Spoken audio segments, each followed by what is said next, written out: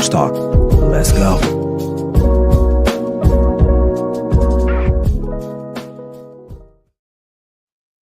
Welcome in, everybody. Happy Thanksgiving Day to one and all. It's me, your boy, Ryan Flowers, a.k.a. Clutch Sports Talk, and welcome to a Thanksgiving Day edition of NFL Matchups. And we have, as usual, a lot to discuss. I know it's been a couple of days now, and everything has kind of settled down a little bit, but I do want to talk about the Shedeur Sanders and his start against the Las Vegas Raiders last week Sunday. Is a little bit of overhype, or is he underrated? I'll share my thoughts on that. Also, I want to talk about the Dallas Cowboys, the comeback boys. What a miraculous comeback, down 21-0, and they come back to beat the Philadelphia Eagles at home and setting up a really, really big matchup today against the Kansas City Chiefs. We'll talk about that. And, of course, it would not be NFL matchups if I didn't bring down every matchup going into Week 13 for every game, including today's game. So we got a really good, I would say it's a good slate of games today, I would say, with the exception of maybe the last one. We'll see. We'll talk about that. But other than that, man, pull up. I know it's early. I haven't eaten yet, right? But we're gonna get things started here in just a moment. So sit back, relax, and enjoy the show. This is NFL Matchups with me, Ryan Flowers. You know what to do. Let's go. We're gonna be here all day, baby. I like this kind of party. Baby.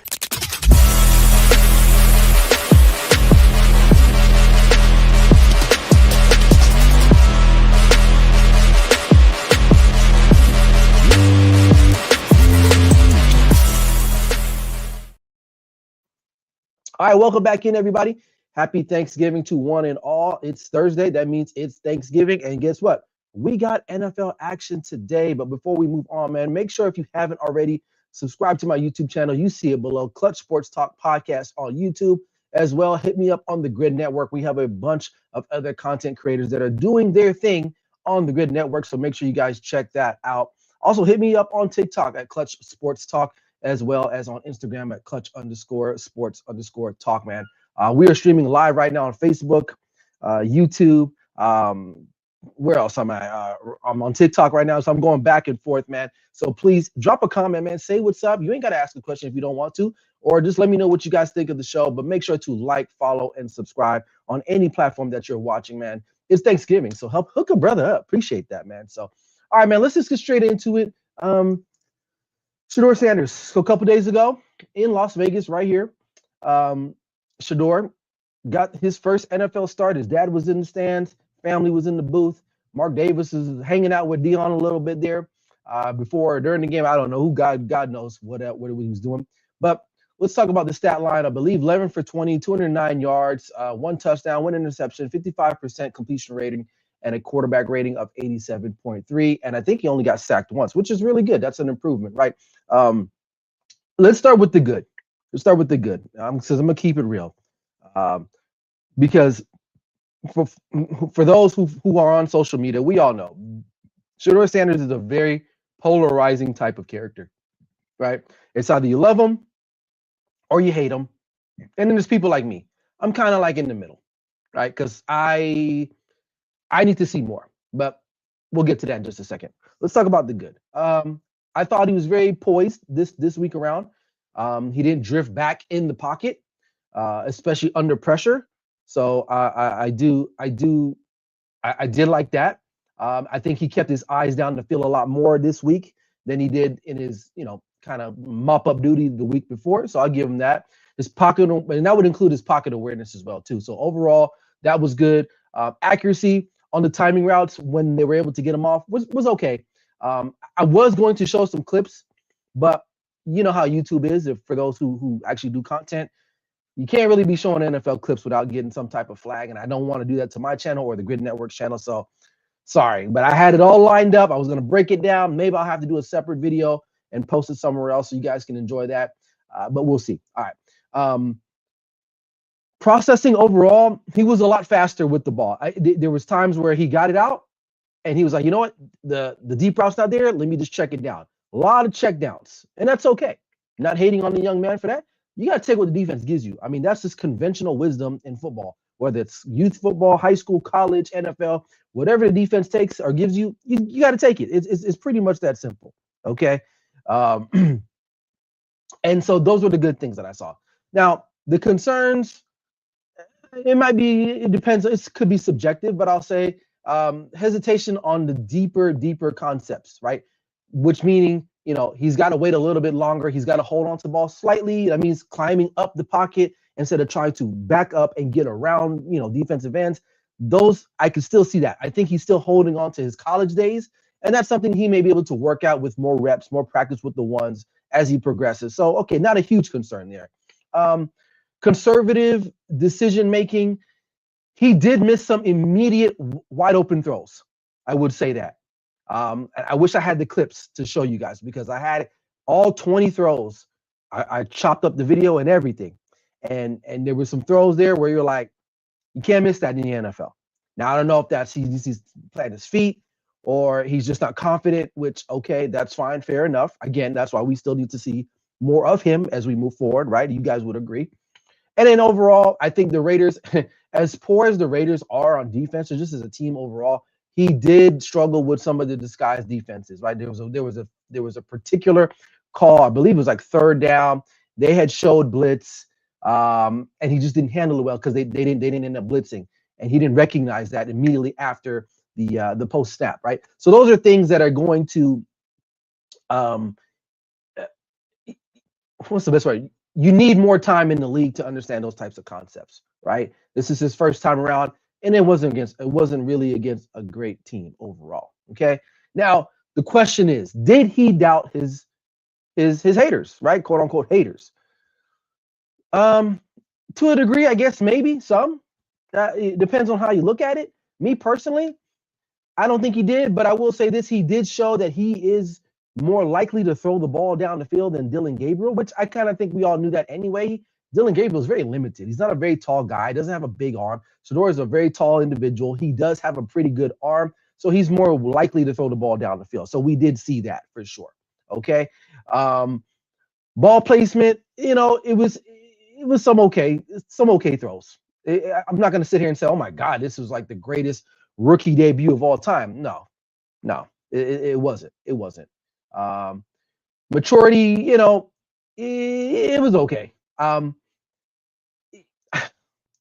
He's such a hard individual to talk about because if you say one thing negative, then everyone comes for you, right? And I'm trying to be positive because I think he's a good kid, but I'm just going to be real with you at the end of the day.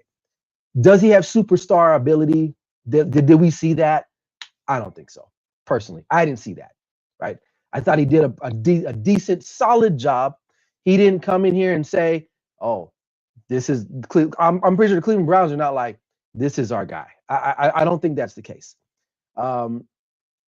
His confidence can be a little bit confused with cockiness. For those who don't know, I'm very conservative. I'm a conservative kind of guy. I don't like a lot of talking. Before the game, he's like, I'm paraphrasing because I don't remember the exact quote, but basically he's like, I'm the guy that they want. And it's like, well, I don't know, because they took you in the 5th round.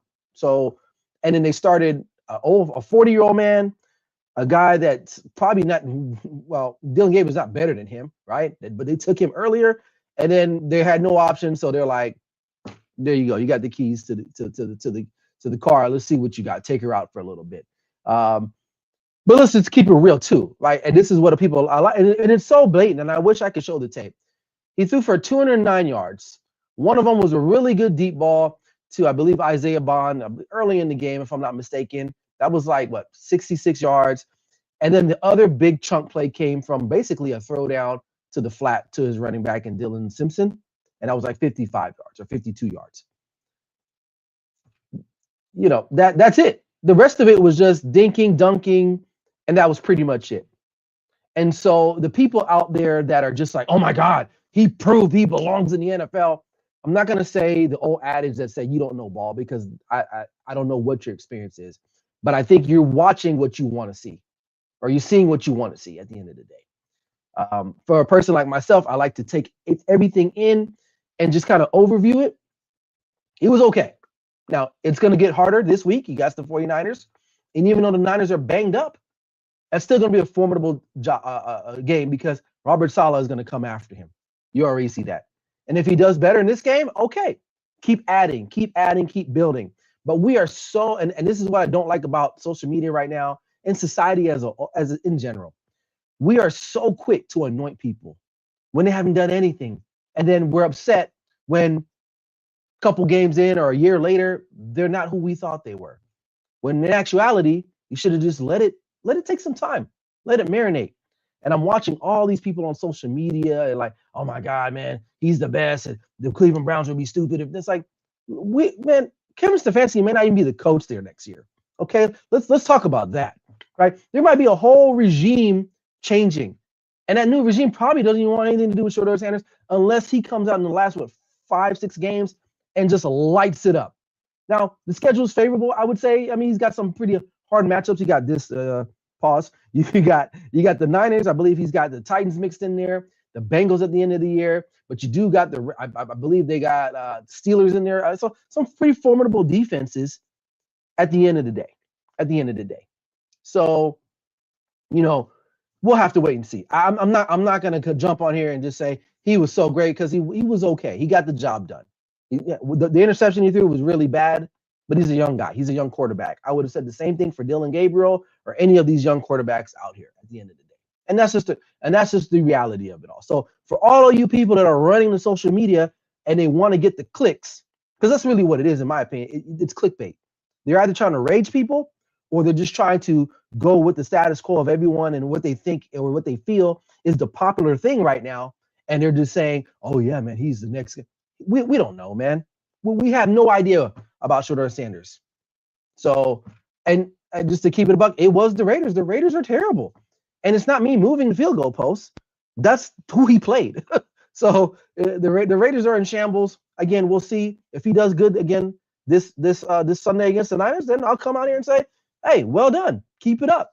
Keep it up. Continue to play the way you suppose you can play, and we'll see what happens from there. But I'm not going to overreact and say he is the greatest quarterback. I know people are like, oh, well, the Browns, first-time quarterback 7 won a game and blah, blah, blah, blah. Okay, that's great. So what? It means nothing. If it's all about consistency. And in the day and age that we live in, we're not consistent. I've watched people, I go on their pages, or they come on my feeds. 1 minute they're saying this, and then the next minute they're like, they're flipping on the opposite. They're not standing on what they're talking about. And that's what's going to come down to this. Because what happens a year from now if Shedeur doesn't pan out? Whose fault is that? Are they going to blame somebody? Are those same people that are like, yeah, man, this is your moment. This is your time. Where are they going to be? They're not going to say anything because that's the type of people that are on social media. And I'm just keeping it real. I'm not hating. I'm just observing what I'm seeing. And I'm not like that. I'm just going to be very transparent with you guys. I'm not like that. I like to let things marinate. I like to see things pan out. And I get that you don't have that luxury all the time. But in this case, we do. Because where are we going? Where are the Cleveland Browns going? Nowhere at this point. So, but overall, I mean, the final verdict on him is that was it a franchise defining moment for him? No, it wasn't. It could be encouraging. It was definitely encouraging. Absolutely. But it wasn't this defining moment that like, oh my God, he's going to take the Browns to the Super Bowl. It wasn't. So let's see what happens in the next 3 to 5 starts. And we'll get the real story, not based off of one start against the sorry ass Raiders. Sorry, Raiders fans. It's just keeping it real. All right, man. So moving on, man. Let's talk about actually, what do you guys think, man? I mean, like realistically, those who are watching, comment on the Shedeur Sanders, man. If you're watching on TikTok, I know you guys are going wild here on some fantasy football stuff. I haven't had a chance to read that, but happy Thanksgiving there, Jules. Let me know, man. Like, am I tripping? I mean, I'm not trying to be a hater. I think I like the kid personally. I think he's a nice kid, but some of the stuff, and I was talking, and before I move on, I'll say this about there are some things to me that like people, and I've seen a lot of videos on this. They're like, well, why can't he be confident like some of these other white quarterbacks, like Jackson Dart doing the TikTok dances, and I'm not a big fan of that either. Personally, I feel like just score the touchdown and get back to the huddle. Like that's how I am. But Shedeur, he says things, and I get it. He's trying to be confident. I get where he's coming from. But bro, you have to understand the room. You got to understand the situation that you're in. When you're saying like, man, that's only 1 week. Imagine if I got a whole off. So you mean you're telling me that like it's that easy for you? I don't know, and it could be. I don't know, but it's the NFL, man. You don't. I guarantee you, guys on the Niners are right. They're watching that clip and they're like, oh yeah, oh yeah. All you need is a couple more weeks. Bet. Right? They're gonna come after him. They're gonna come after him. And I get it. I get he's trying to kick the door down. And I'm not a race baiter. I'm not gonna get into the whole white black thing. It's football, man. At the end of the day, what do the Cleveland Browns have to gain from sabotaging? I just and I want people to say that out loud. Like, what do they get from sabotaging him? What does the league get for sabotaging him? Like, if he's great, we need more better quarterback play. So if he's great, the NFL should want that. You know what I'm saying? Like, that's what they should want. But so that's why I don't get into all that type of stuff, man. Let all the football stuff be decided on the field, not that other shit, man. I just can't get with that type of stuff. But either way, all right, man. I digress. All right, moving on. Dallas Cowboys, big come from behind win this past Sunday against the Eagles. I don't know, man. I was watching a little bit of that game. I was at my son's soccer tournament, and it was like 21-0. I was like, all right, well, it's probably going to end up being like 42-7 or something at this point. Who knows, right? And then, I check back, and next thing you know, I see they get a touchdown right before the half. I'm like, all right, we'll see what happens. But I'll say this, man. Dak, for those that hate on Dak, man, I don't know what to tell you. I mean, is he Patrick Mahomes? No. But who is Patrick Mahomes? There's not a lot of guys. There's not a lot of Patrick Mahomes guys that have won as much as he's won. As much as we love to talk about Josh Allen, Lamar Jackson, and all these other guys, Joe Burrow, guess how many Super Bowl rings more they have than Dak Prescott? I'll wait. 0. Right, 0. And this is one of the hardest jobs in sports. And I'm not saying that because I am a fan. I'm not being a fanboy. Trust me. Those that know me, I keep it real. Being a quarterback for the Dallas Cowboys is one of the most hardest jobs in sports. The shit that you got to deal with and put up with on a regular basis. You got to be mentally tough. Between the owner, him getting in front of a mic, him getting on a radio show every Monday after a game, right? Or Tuesday, depending if they play on Monday, right? The stuff that, the contract disputes, and it's crazy. You think Jalen Hurts got to deal with any of that in Philly? No, it's all about football there. And I'm not saying that because it's like an excuse. I'm just saying that's the reality of it all. And Dak, for as long as he's been in the league, I can't believe he's been in the league, 10 years? 9-10 years now? Yeah, they haven't had a lot of postseason success. But at the end of the day, man, he's gotten the job done more often than not. And he got it done on Sunday. Simple as that. And those who want to hate on him and tell him that he's garbage, you might want to look in the mirror yourself, because a lot of you have not even accomplished half of what he's accomplished, even in college. Okay, you couldn't do what he's done. Simple as that. So I love Dak. I think his story is great. He's had to battle through a lot of adversity. He was in if you think about it, he was drafted in the 4th round. This guy's maxed out. When you try to compare him to these other guys we think that are top quarterbacks who are all like 1st round picks, number 1 overall picks, and then you look at Dak Prescott, 4th round pick, man, out of Mississippi State. If there's anybody in the last 10 years that has maxed out their career, it's Dak Prescott, hands down, no doubt about that. But back to the game. I mean, he showed up, man. In high pressure moments, he delivered when he needed to. And I love him. I love him for that, man. Like, so, and one thing about him, I will say this, other than the other quarterback on the other side, he's a lot more aggressive. He is trying to push the ball down the field. And I'll talk about Philly in a second here. But he's not as conservative as he used to be, right? Because why? He has the weapons to do so. But the positive overall out of this is that the Cowboys did not fold. As a Cowboys fan I'm 41 years old. I've been watching the Cowboys since 1991, 92 maybe, give or take. It's a lot of football I've watched. In a lot of these situations, they would have folded. They would have completely folded, and they would have packed it up. But they got the touchdown at the end of the half. They went back in. Guys like Quinnen Williams, I read, was hyping the defense up, letting them know, like, hey, man, like, we got this, which we've lacked. So that was a very positive outlook for me reading about that type of stuff. George Pickens, dog. CeeDee Lamb, what are you doing? Listen, I was very critical about the trade for George Pickens. I was one of the first people in my group that was like, man, this shit is not going to work. This guy is a cancer. But guess what? It's worked out. It's working out pretty well, I might say, right? Some will argue he's having a better season than CeeDee Lamb, and I get it. CeeDee Lamb did miss, significant amount of time due to that leg injury, ankle, whatever it was, right? But George Pickens has come up clutch in several occasions where CeeDee Lamb is like just dropping footballs left and right. I believe he had like 5 drops this past Sunday. You can't do that. You can't blame anybody. That touchdown that he should have caught towards the end of regulation that would have really sealed the game, that can't happen. Was reading my notes here. Does it keep them alive in the playoff? Yeah, it does. But they got a tough stretch, and it starts today. And we'll talk about that game later on.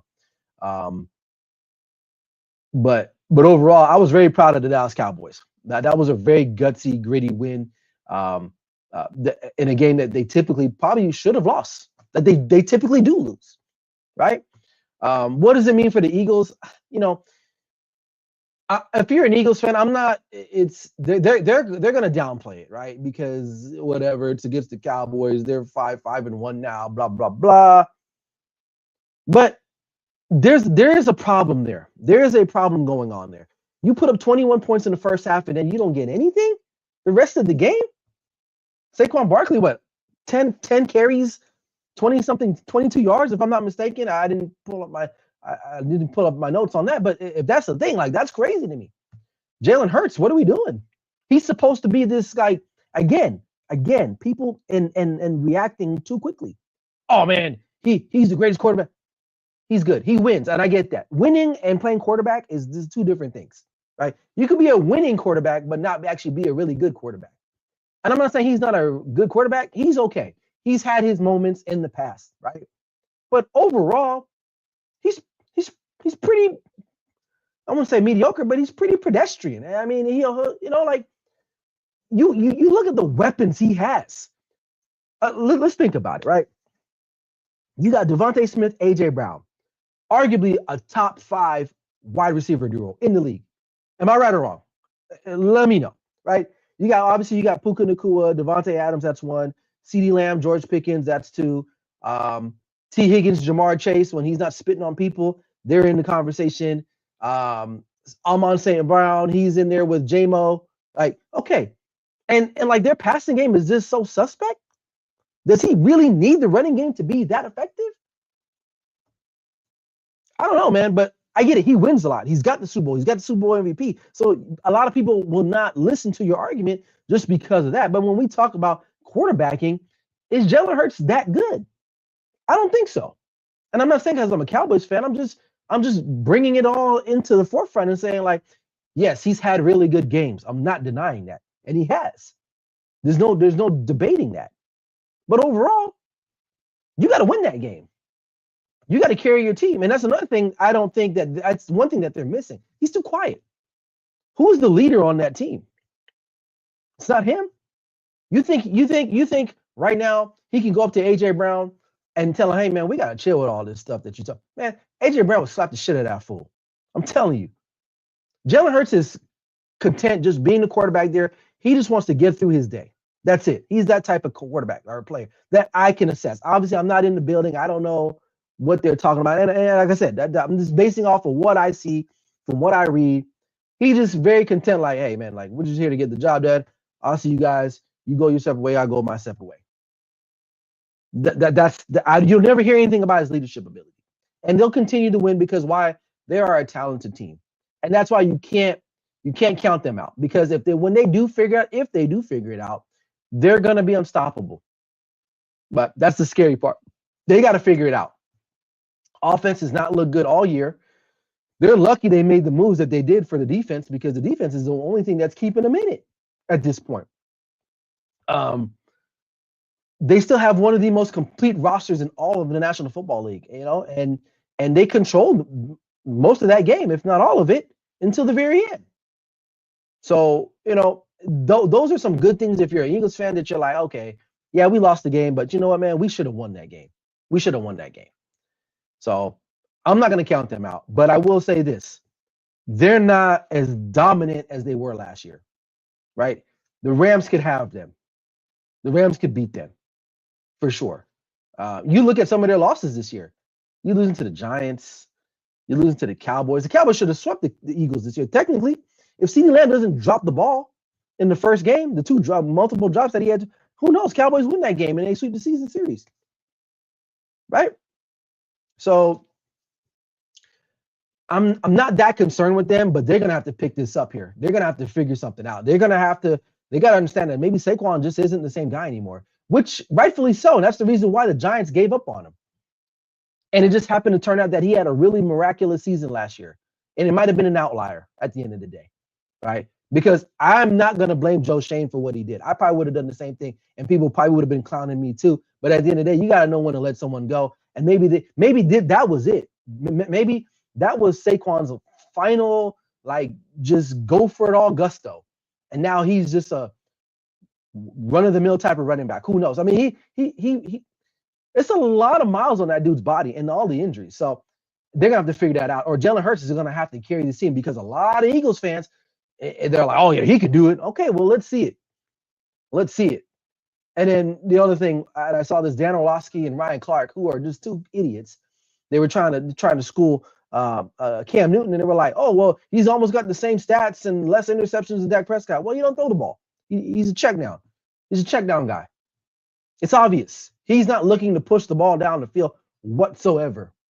Dak is he's going for it. He doesn't care. He doesn't care. Hey, what's up, Ben? He says, happy Thanksgiving, Ryan, to you and your family. Today is pretty much a playoff elimination game for both Cowboys and Chiefs. Winner has a chance to run the table. Loser may miss the playoffs. I agree with you, man.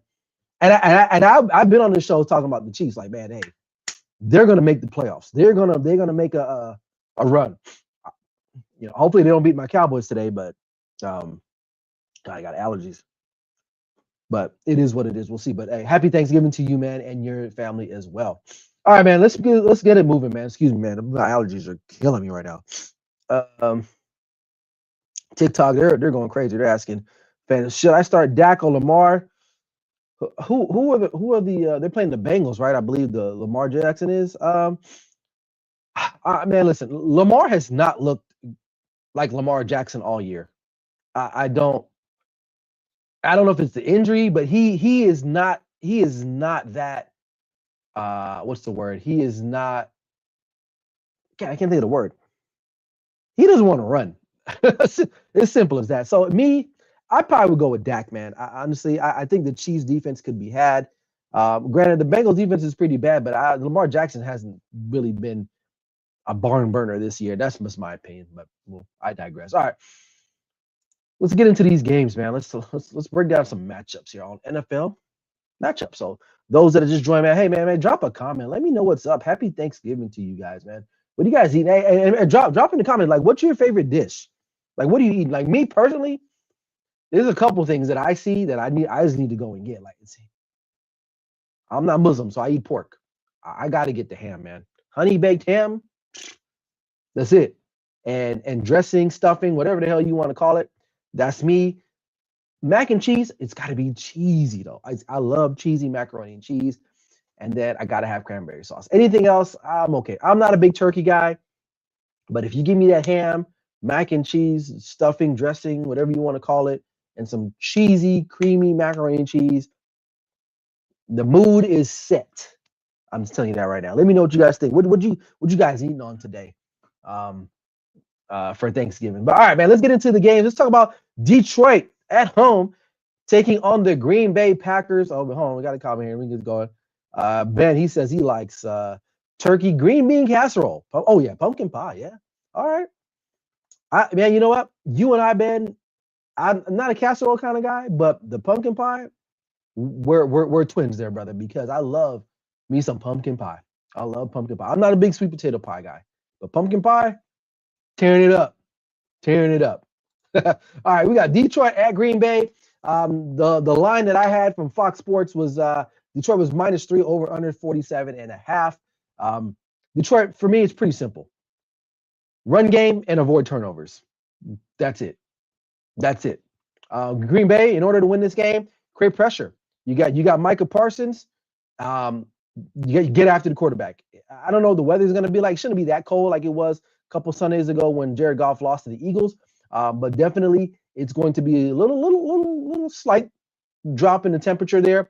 But as far as the defense is concerned, the Packers, you limit big plays because that's how the Lions, that's how they operate. Big plays between Jahmyr Gibbs, Amon St. Brown, J-Mo, no Sam Laporta. But if they can create pressure, limit big plays, they have a chance to win this game. Although I do like Green Bay at home to win this game. I don't think that Detroit's not as good this year. So Green Bay is going to be a lot better at home, I think. If this game was indoors, maybe I might.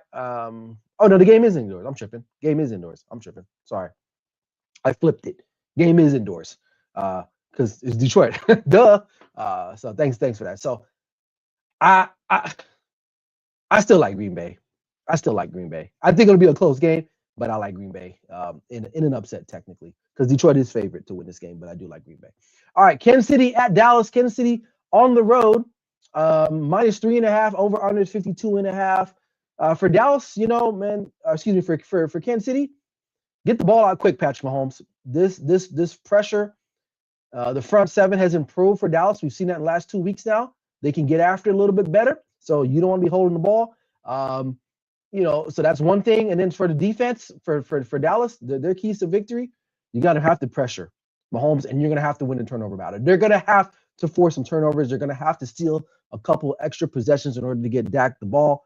But in the end, I think the Chiefs might prevail in the end. I'm going to go with the Chiefs to win this game at -3.5. As hard as it for me to say, and this is why I'm telling you, I'm loyal to the Cowboys, but I'm not a fanboy. I'm not going to just pick the Cowboys just because, like, this is a big moment for both teams. I like both quarterbacks, but who do I trust in this situation more? It's probably going to be Patrick Mahomes and Andy Reid. Simple as that. So that's why I'm going with the Chiefs. All right, we got Cincinnati and Baltimore. Baltimore -7. This is the nightcap. On paper, it should have been a good game. Joe Burrow is playing, I believe, if I'm not mistaken. As far as Cincinnati is concerned, short passes, clock control. Avoid any turnovers. Keep Joe Burrow upright. Try not to allow him to get hit, and you got a chance, right? If you're the Baltimore Ravens, you're gonna have to get out. You're gonna have to get after Burrow. Hasn't played in a while. Force some turnovers, and they have to win the trenches. If they win the trenches in this game will be over quick and in a hurry. With that said, I like Baltimore to win this game, although I do love Joe Burrow. I think he's one of my favorite quarterbacks to watch. It's just a tough matchup to come back into. It's not like you're playing, like the Titans or something to kind of ease your way back into it. You're playing against a hardened veteran team with a veteran coach in a division game. I like Baltimore to win this game. So there you have it. All right. We got Friday, Black Friday, Chicago and Philadelphia. Philadelphia is -7. Chicago's defense is not bad. It's not bad. So for them, they're going to have to pressure Jalen Hurts, get after him. The running game is non-existent for Philly at this point. So if you can find ways to get after Jalen Hurts, keep him in the pocket, you have a chance from an offensive perspective, short passes, because Eagles pass rush is very good or better with Jalen Phillips, I'm just talking, is a lot better. So Kellen Williams, you can't be holding on to the ball looking for those deep shots. You're going to have to find short passes, intermediate routes, get the ball in and out, and you should be okay and stay alive. As far as the Eagles are concerned, pressure the quarterback. Caleb Williams still is a turnover waiting to happen, in my opinion, even though they're like 8-3. I don't really believe in them all the way. So if you can pressure him, just like any quarterback, you'll force some mistakes, and they should be good to go. And if the Eagles can just somehow, because their offense isn't as potent, you're going to have to control the clock a lot more, because you don't want your defense having to constantly be out on the field, because then the Bears will have it out for them. I mean, you keep any defense out there long enough, they're going to start finding some chinks in that armor, and the Bears have the weaponry to do so. So they're going to have to do that. But in the end, I don't think the heart of a Super Bowl champion is going to allow them to lose 2 games in a row, especially in a big matchup like this on Friday. I like the Eagles to win this game. Moving on. I've got some comments here real quick. Ben says momentum is key. He's talking about the Dallas Cowboys and Chiefs game. Just squeaked by the Colts last week. I'm going Cowboys. All right. Oh, God. Sorry, guys. Excuse me. He likes the Cowboys. I want to go with them, but the Chiefs find a way to get it done. They typically do. He says, I might be in the minority, but Joe Burrow shouldn't be playing at this point. Bengals pretty much have no chance in postseason. Even if they win the rest of the way, they'll be 9. Yeah, I get it. But from a business standpoint, the Bengals want him to play. And I think from a competitive standpoint, I don't think he wants to sit on the bench anymore either. But conventional wisdom should tell you he shouldn't play at all. If he is your franchise, and he is their franchise, you shouldn't play him. You shouldn't play him. But, we don't get paid the big bucks there, man. 9 wins will not be enough to make. Yeah, absolutely. I agree with you. I agree with you on that one. All right, we got San Francisco San Francisco and Cleveland. San Francisco minus 4.5, over under is 36.5. It's pretty simple, man. For the Niners, you got to pressure the quarterback. You have to find a way to get after Shedeur. He doesn't handle it very well, like most quarterbacks, especially young quarterbacks. So if you do that, which I think they can, I think Robert Saleh will dial up a couple exotic blitzes to be able to get after him, and it should get the job done. As far as the offense is concerned, clock control. Just be steady. Just be steady. No turnovers, things of that nature. And if you're the Cleveland Browns, stop the run. That's the first thing you got to do. CMC is there. You got to stop him, because if he gets going, play action's there. And I get it. They don't have a lot of guys out there anymore other than George Kittle. They're still formidable. They're still well coached. I like that.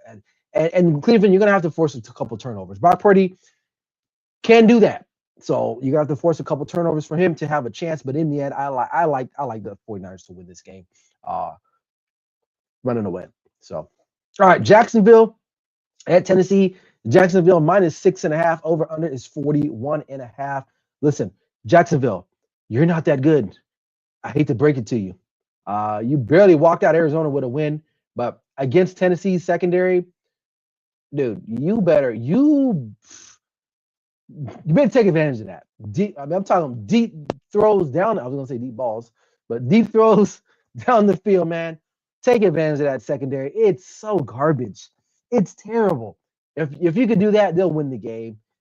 They should be okay. As far as Tennessee, I don't know, man. They got to find a running game. You got to find a running game to help your young quarterback. It can't always just be on him dropping back. He's going to get murdered. All right. So run plus play action gives you a chance in this game. But I'm going to take Jacksonville. Although this is the division game, I do like Jacksonville to win this particular game. All right. Let's see here. We got Houston. This is a big one too. Houston, Indianapolis. Indy is minus 4.5. Over under is 44.5.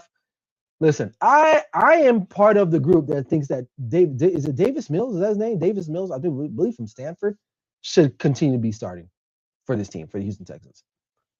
I liked CJ Stroud. His first year was good.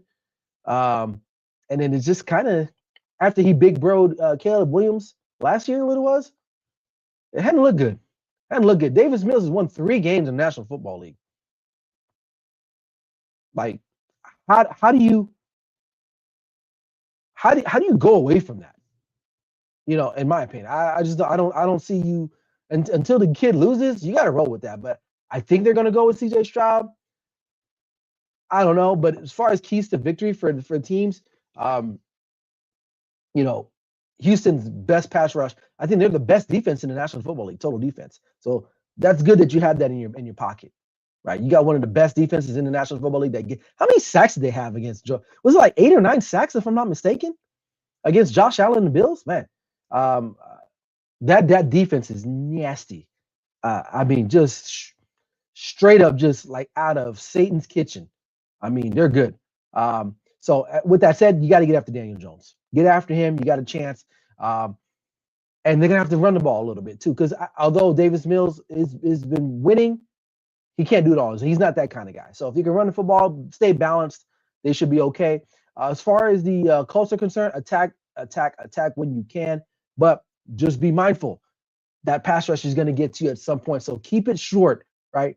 Their offensive line is much improved. I know that over the last couple of years they've been injured. They haven't really been as good, but running the football is going to help alleviate some of that pressure. If they can do that, they got a chance. I'm going to go to an upset. I like Houston, regardless of who the quarterback is. I like Houston to go on the road and beat Indianapolis.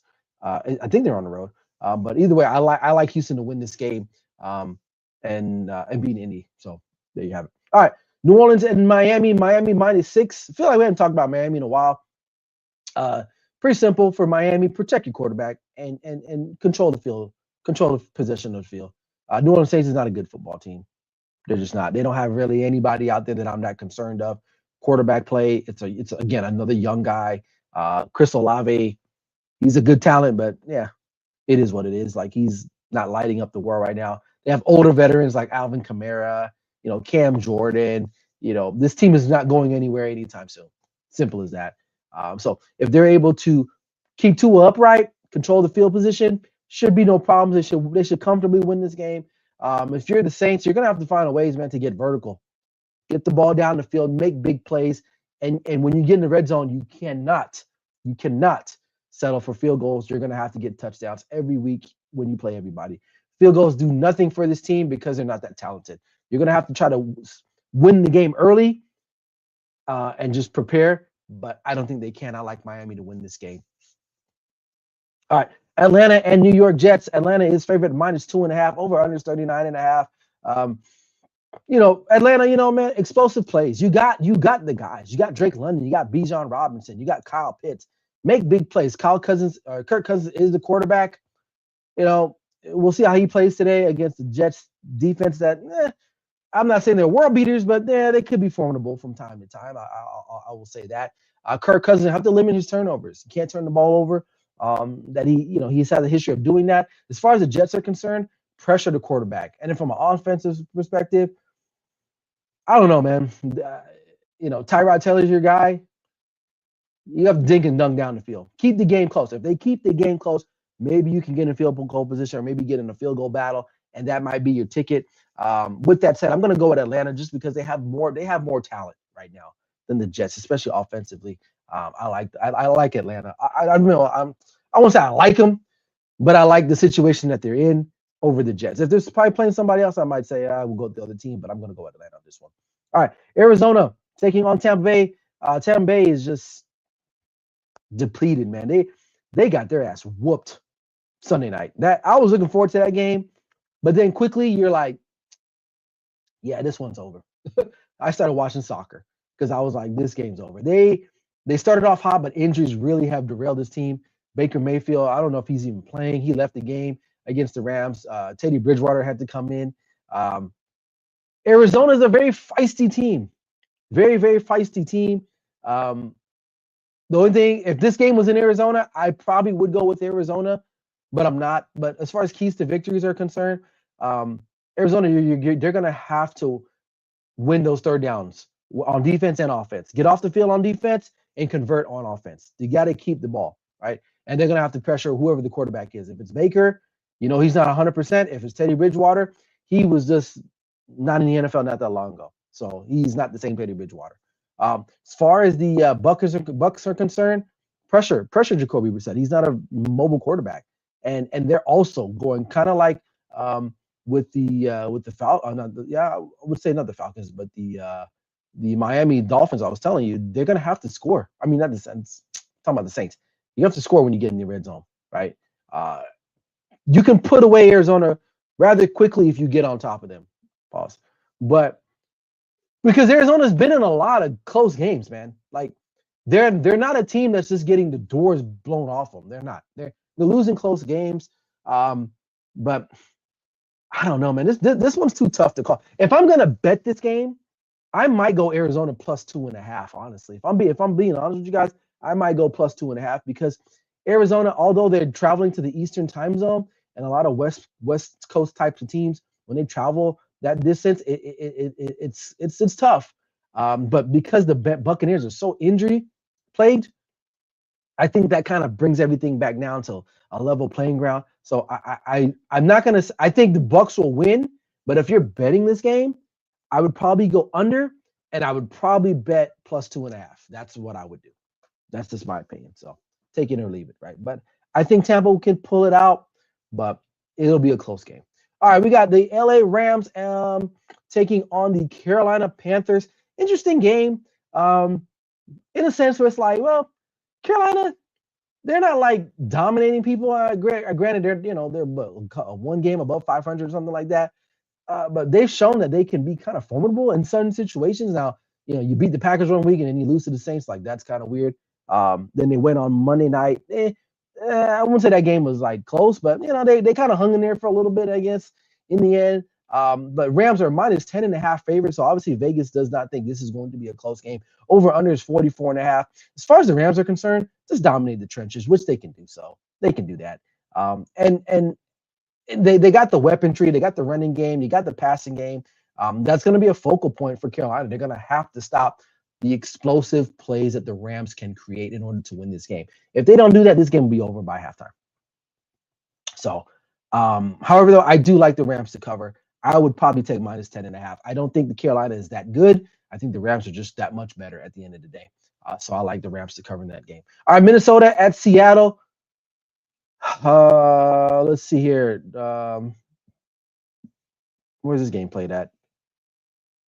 Oh, it's in Seattle. So Minnesota taking on their former quarterback in Sam Darnold. Seattle is minus 10.5 favorites. I can definitely see that because JJ McCarthy is not good at all right now. As far as Minnesota is concerned, limit the big plays that Seattle can make, especially at home. That place is going to be rocking. It's Thanksgiving Day weekend. They're gonna support their boy Sam Darnold. So that place is going to be rocking. As far as Seattle is concerned, get after McCarthy. Get after him. Is Max? Oh, is that Team Zamora says Max Brosner is starting? I think for Minnesota. Okay, well, whoever the hell that guy is, that's probably why it's minus 10.5 as well too. Even if it was McCarthy, Brosner, whoever the hell it was, Seattle should win this game. Running away, they're at home. They got a sick defense. Oh, McCarthy's in a concussion protocol. He says, okay, yeah. So, yeah, if there's any luck of the week, it's probably this game. You got the second string quarterback in Brosner. Never heard of the guy. Minus 10.5. I'm taking that all the way. Seattle's defense is going to get after this guy. The way we're going to be tearing up our plates this evening, they're going to be tearing up Minnesota on Sunday. That's a lock. I'll come if that's not a lock. I'll come back next week and be like, dude, I got it wrong. But that's got to be a lock for me. That's got to be a lock, hands down. All right. He says Max Brosner is an undrafted free agent from Minnesota. All right. That's why we never heard of the guy. All right, Buffalo and Pittsburgh. Buffalo minus 3.5. Over under is 46.5. Again, a lot of people were like, "Oh, Buffalo, man, Buffalo, blah, blah, blah, blah." They're cool, man. Like they're all right. He's cool, but like they're not that good. They still got some weaknesses. The one good thing going for them is that they're playing Pittsburgh. Pittsburgh is on a downturn. They're sliding. And it's not looking good. I don't know if Aaron Rodgers is playing this game. I would assume he'll be back because this is a critical game for them to stay in the hunt, to stay in the playoff race, right? Because I don't think they're winning that division. I think Baltimore is on top of the division now, and Baltimore is getting a little healthier. Pittsburgh Steelers aren't. So as far as Buffalo is concerned, protect the ball, man. That's the biggest thing with them, and it really comes from Josh Allen. He can't turn the ball over. Protect the ball and run the football. You got James Cook. He's a pretty good running back. Do that. Pittsburgh, you're going to have to get after Josh Allen.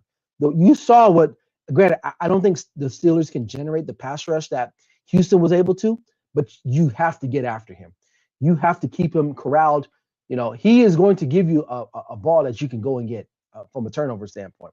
So, obviously, this is going to be a close game. I think if this was in Orchard Park, I would probably say, they run away with it. I still think Buffalo will win this game. I think they're just a little bit better right now than Pittsburgh. So I'm going to go with Buffalo at minus 3.5 to cover in this one. All right, we got the Raiders and Chargers, division rival. Chargers are 8.5 favorites. 40.5 is the over under. I don't know what to say about the Raiders, man. They suck. I mean, They fired Chip Kelly, and that's supposed to be like, all right, we're good now.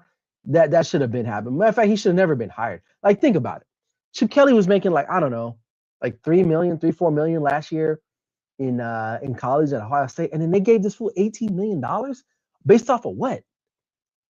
Like, he's never been a good NFL coach, whether it's, head coach or like. This is why the Raiders are not good. They continue to do stupid things like that. And then, obviously the last week's loss, they had to sacrifice somebody.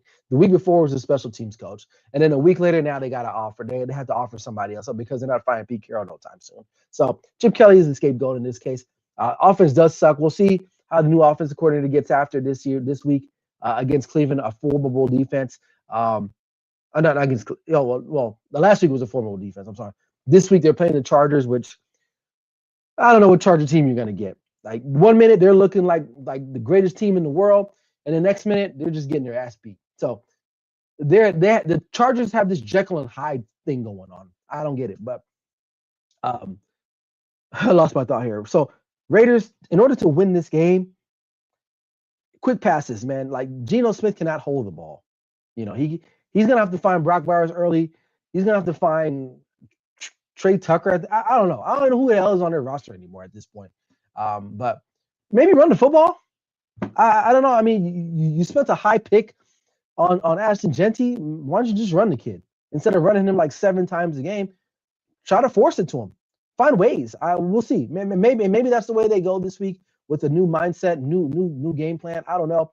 Chargers, just pressure the quarterback. Geno Smith, he is a turnover waiting to happen, right? Like, literally, he will give you 1 or 2 or 3.